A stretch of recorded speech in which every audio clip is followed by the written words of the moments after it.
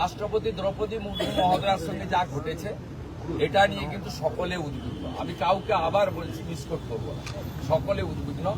আমি স্পেসিফিক বলেছি যে রাজ্যে রাষ্ট্রপতি মহোদয়ের প্রোটোকল মানা হয় না, সিভিক ভলেন্টিয়ার পাঠানো হয় তার নিরাপত্তার জন্য, তার অনুষ্ঠান স্থলের পারমিশন হয় না, জায়গা চেঞ্জ করতে হয়, সেই রাজ্যে আর কিছু বাকি নেই।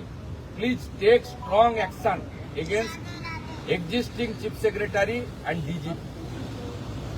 আমাদের মাননীয় রাষ্ট্রপতি মহোদয়া শুধু রাষ্ট্রপতি মহোদয়া নয়, একজন আদিবাসী মহিলা, সম্মানীয় মহিলা এবং একজন নারী শক্তি, তার সঙ্গে যে আচরণ করেছে এর থেকে একই আচরণ করেছিল আলাপন বন্দ্যোপাধ্যায়।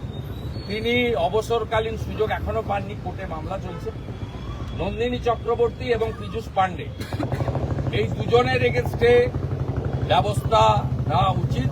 এই বিষয়ে মাননীয় রাজ্যপালকে উইথ ফোল্ডেড হ্যান্ড বিনীতভাবে আমি বলেছি এবং আমি আশা করব রাষ্ট্রপতি মহোদয়ের সঙ্গে যা ঘটেছে এটা ক্লোজ চ্যাপ্টার হতে পারে না, ইটস এ ওপেন চ্যাপ্টার। এর বিরুদ্ধে ব্যবস্থা নিতে হবে এবং ব্যবস্থা নেওয়ার জন্য যা যা করণীয় আমরা সব জায়গায় বলবো। ভবিষ্যতে প্রয়োজন হলে যেটা যেটা করা দরকার করতে হবে।